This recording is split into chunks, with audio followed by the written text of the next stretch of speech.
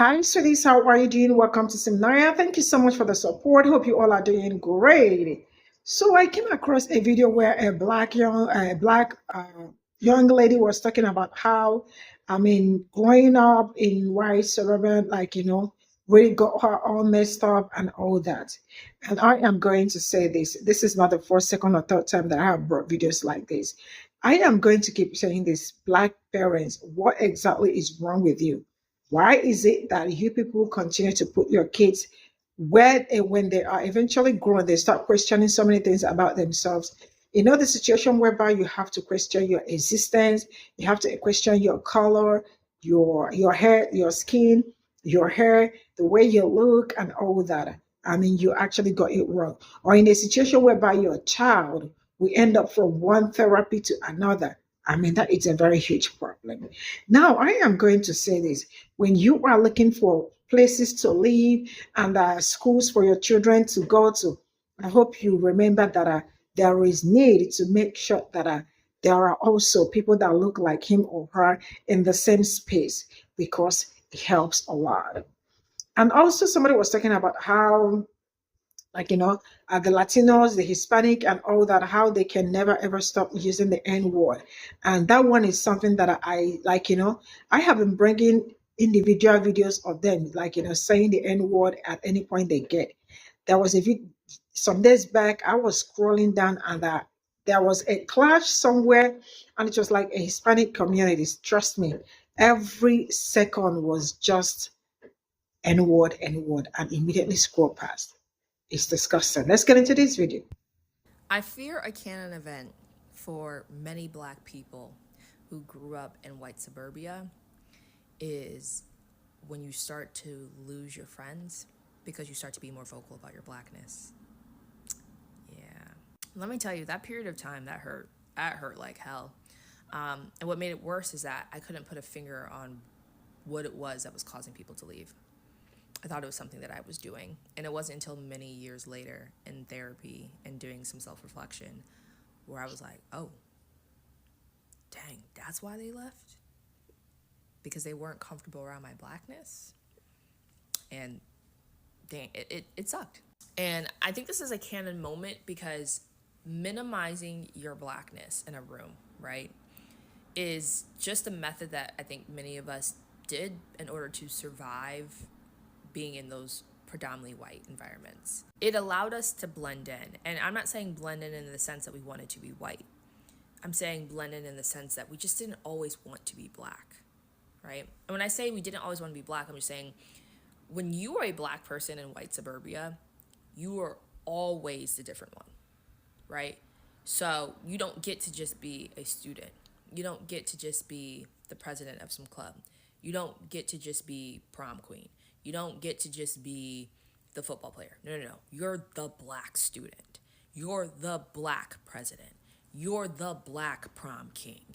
You're the black funny guy in the class. You are black before you're anything else. And so one of the ways to somewhat feel, I guess you could say, safer in this environment of just no one really looking like you is to just not bring attention to the fact that you're black. However, I will say for me, I can only speak for me, I also did minimize my blackness though because I actually was ashamed of being black for a long time in high school. But that is rooted in the way that dark-skinned black men treated me and the way they would bully me and taunt me due to my blackness. But that's we don't have time for that story. And so I wasn't really vocal about who I was for a long time, even extending into college. College, however, was starting to shift because I was starting to like my blackness. By the end, I would say I got to the beginning phases of loving being black. But I still wasn't super vocal about it. And for me, it was kind of like, well, people have two eyes. I'm clearly not white, right? So if people want to be my friend, if men are approaching me, right, they must they see my blackness, right? So like I don't need to say it because they see it.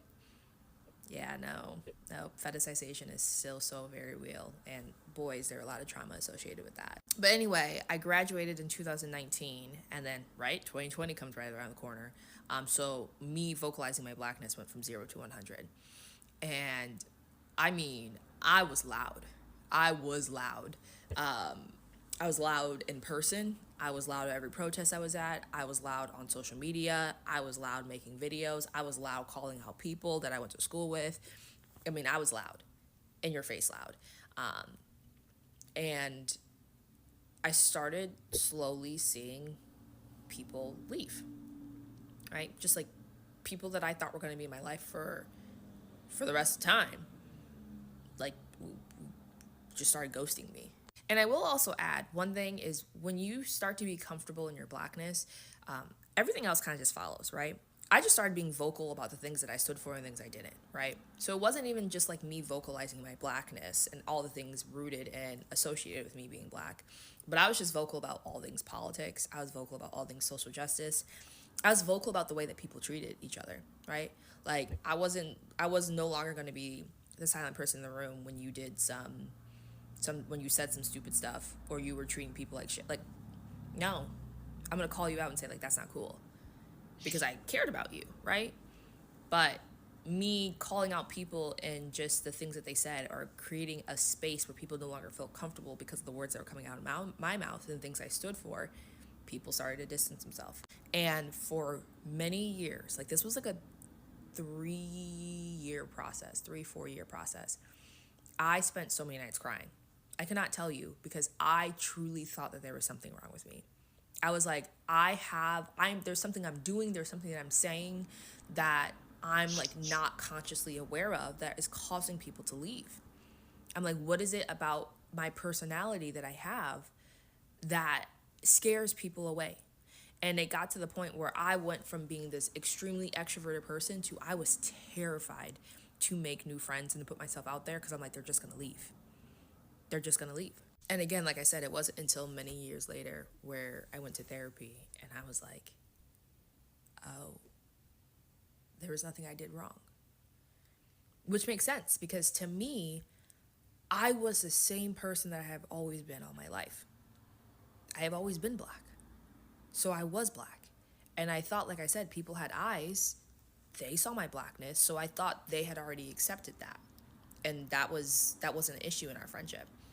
But I didn't realize that, no. There's a difference between being black, right? And then letting others around you know that you're black. And I realized that a lot of my friendships were competent as long as my blackness didn't make them uncomfortable. As long as my blackness was something that they benefited from, right? If I served some type of entertainment for them. But the minute that my blackness challenged their beliefs, the minute my blackness said, hey, well, have you ever thought about things this way? The minute my blackness, right, started to say, Black Lives Matter, my life matters, right?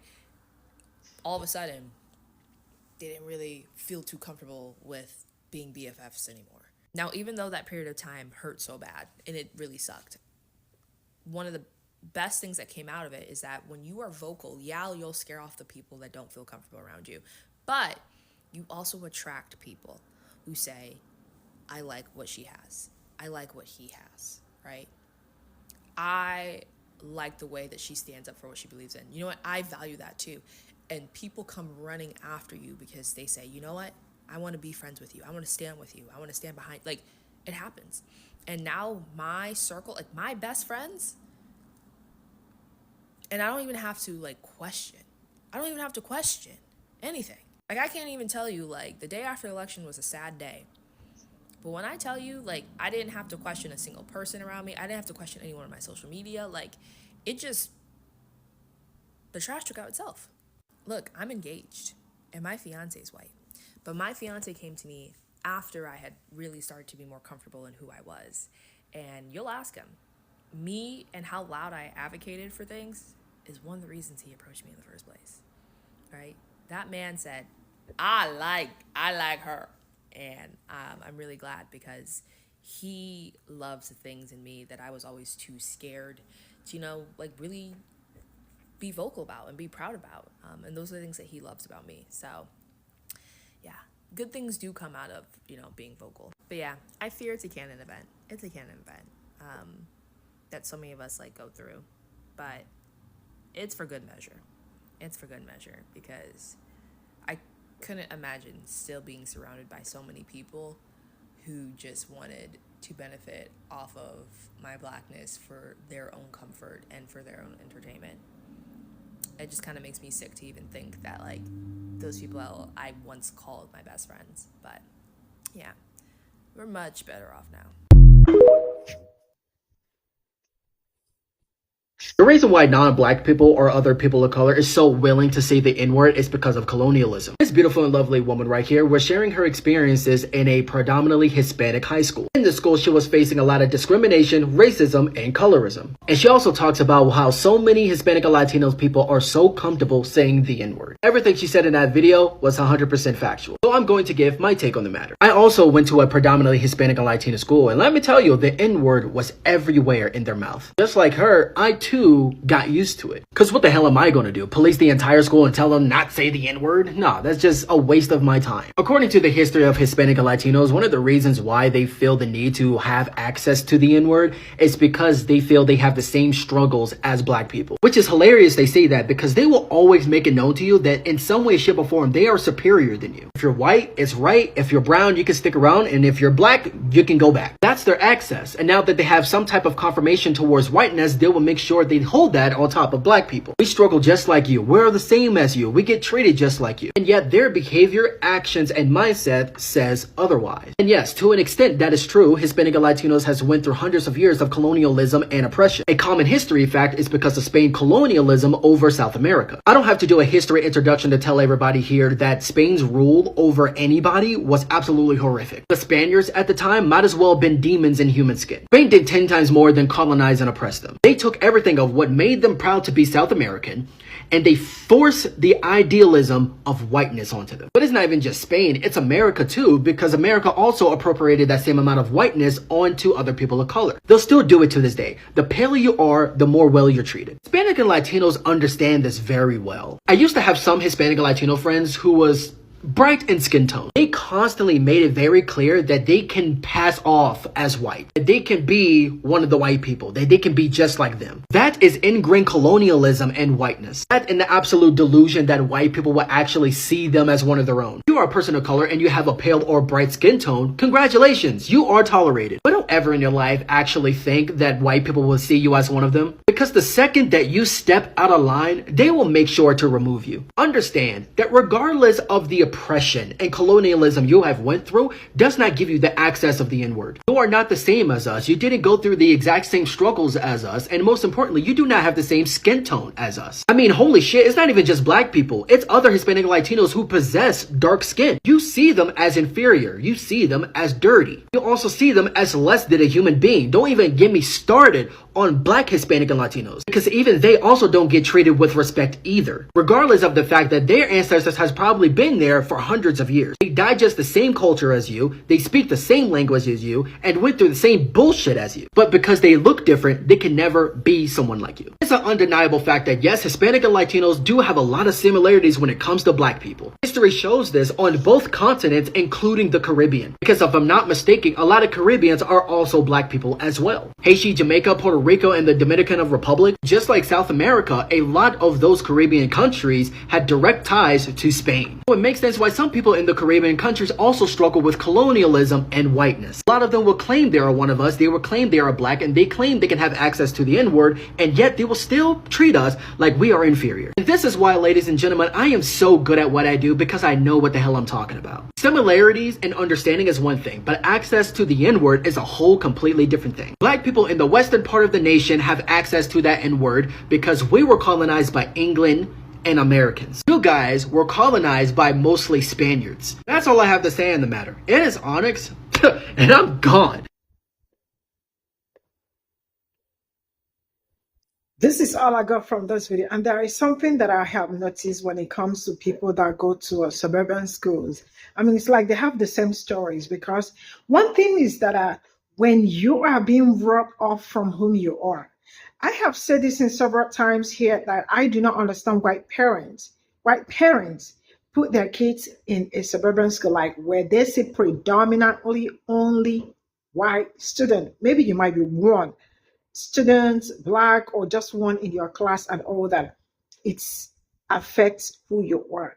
I mean, you are not proud of where you are coming from. You are not proud of anything about you. You query a lot about your existence, your skin color, your hair, and the rest of it. One of the reasons why I've been telling parents, please mind where you put your school, because in the end, majority of them they end up from one therapy to another. You thought you were doing the best for them, but you were not. It affects them. Self-esteem, inferiority complex, and the rest of them. Why do I have to put my child in a where they will not see people that look like them? Do you know what it means to be in an environment where people like you are too? It stops it stops so many things. And I still remember there was a video last year where a young black boy was like walking down their estate or something, and he was profiled. They started asking him, "Do you live here? How did you get here? We want to know questions like that." And in the end, somebody ended up almost bringing up Pe0ple. So what if they're unalive? I am sure the parents will be like, yeah, because I needed a better place for my. I am not saying having a better place for your child is not good, but at least you have people that look like you that live around there and all that. Do you have that? And for Latinos and Hispanic, I think that one is going. I mean, I don't know why, because I saw a video, yes, some days back, and I don't know what happened. There was confrontation, and it was in a Hispanic environment and all that. And there were black people, like, guess what was flying around? The N word, N word, N word, N word. I didn't want to continue, because like every second, it's like it was coming every second. I just like scroll past. So sometimes the reality is that these people know how they are hurting people that look like me, especially by using that word. But sometimes you can't change some people. And one thing I'm going to tell parents is that please mind where you put your child just for the future purposes, because sometimes it affects them in a way that you may not understand. I am going to draw the curtain here. See you all in my next video. Bye for now.